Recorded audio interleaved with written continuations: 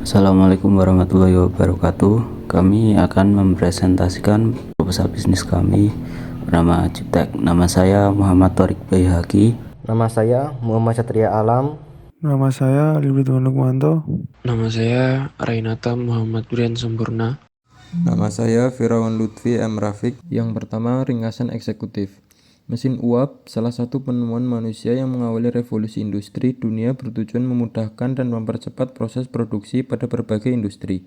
Terinspirasi dari teknologi sederhana yang mendorong kemajuan peradaban manusia tersebut, kami mengimpikan untuk turut dapat memberikan andil pada kemajuan peradaban manusia, khususnya di bidang peternakan.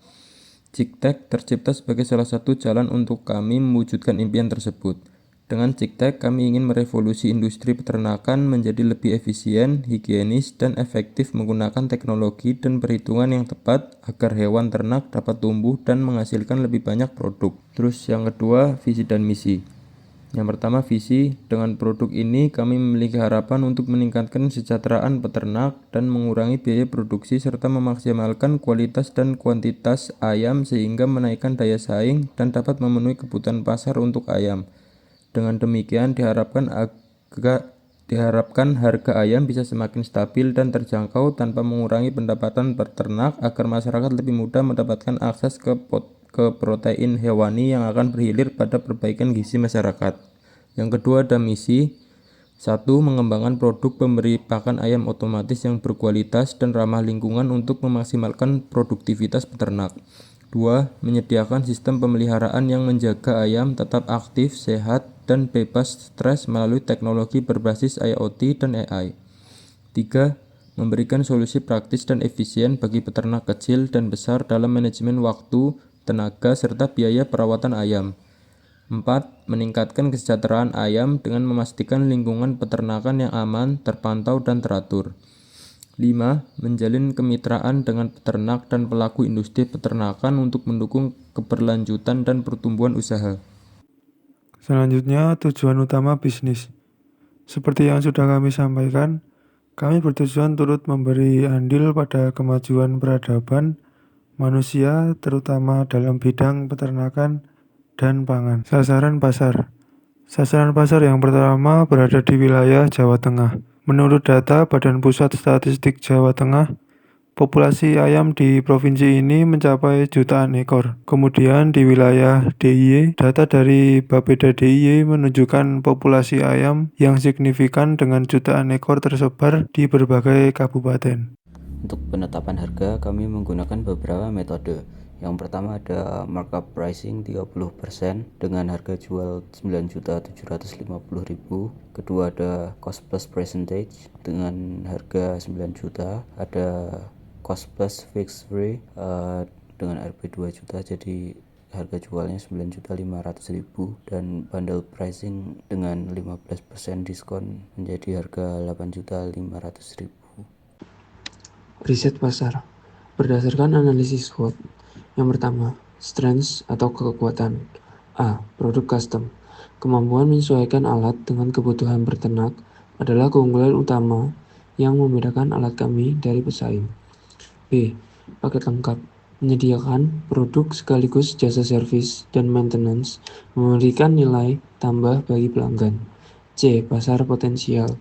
Industri peternak ayam di Indonesia, khususnya di Jawa, terus berkembang. Alat otomatisasi dapat menghemat waktu dan tenaga peternak. D. Pemasaran online. Strategi pemasaran online memungkinkan jangkauan pasar yang lebih luas dengan biaya lebih efisien. Kedua, weakness atau kelemahan. A. Kurangnya pengenalan merek. Sebagai bisnis baru, mungkin butuh waktu untuk membangun kepercayaan di pasar. B. Belum teruji di pasar. Respon pasar terhadap produk belum diketahui, sehingga ada risiko terkait desain atau harga. C. Ketergantungan pada teknisi. Jasa servis dan maintenance memerlukan tenaga teknisi yang andal dan terlatih, yang bisa menjadi tantangan jika permintaan tinggi. D. Logistik. Jika ada pemasangan atau perbaikan alat di daerah terpencil, biaya dan waktu pengiriman bisa menjadi kendala. Yang ketiga, opportunities atau peluang. A. Adopsi teknologi. Peternak kecil menengah mulai tertarik pada teknologi otomatisasi untuk meningkatkan efisien waktu dan produktivitas. B. Ekspansi pasar. Setelah akses di Jawa, bisnis bisa diperluas ke wilayah lain di Indonesia. C. Kemitraan strategis. Kerjasama dengan distributor pakan atau komunitas peternak dapat meningkatkan penjualan. D. Kampanye edukasi. Mengedukasi peternak tentang manfaat alat otomatisasi bisa membuka peluang pasar lebih besar. 4. Threats atau ancaman. A. Pesaing. Ada potensi pesaing lokal atau impor yang menawarkan alat serupa. B. Harga. Sensitivitas peternak terhadap harga bisa menjadi tantangan, terutama jika produk yang lebih murah meski kualitasnya berbeda. C. Teknologi baru. Inovasi lain di industri peternakan bisa menggeser kebutuhan terhadap alat kami. D. Kondisi ekonomi. Ketidakstabilan ekonomi atau kenaikan harga bahan baku dapat mempengaruhi daya beli peternak.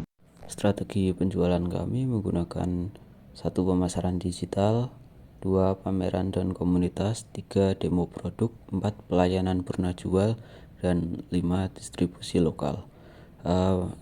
Untuk pemasaran digitalnya, minggu pertama kami pengenalan produk, minggu kedua kami edukasi dan engagement, minggu ketiga penawaran khusus, dan minggu keempat review dan user generated content. Lalu ada beberapa promosi. Yang pertama diskon promosi awal, misalnya diskon 1 juta untuk 10 pelanggan pertama. Lalu ada metode cicilan, contoh skema harga untuk 9.500.000 itu jika akan diangsur selama 6 bulan maka per bulannya akan menjadi 1.583.000, dan untuk 12 bulan per bulannya maka akan membayar 791.000. Dengan begitu kami harap akan lebih banyak yang tertarik. Strategi promosi. Yang pertama, jangkauan global media sosial memungkinkan bisnis untuk menjangkau audiens di seluruh dunia tanpa batas geografis.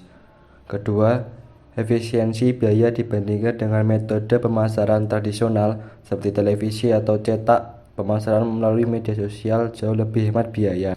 Yang ketiga, segmentasi audiens yang tepat. Media sosial menyediakan alat analitik dan opsi penargetan yang memungkinkan bisnis menyasar demografi tertentu. 4. Interaksi langsung dengan konsumen. Media sosial memungkinkan interaksi dua arah yang dapat membangun hubungan lebih dekat dengan konsumen.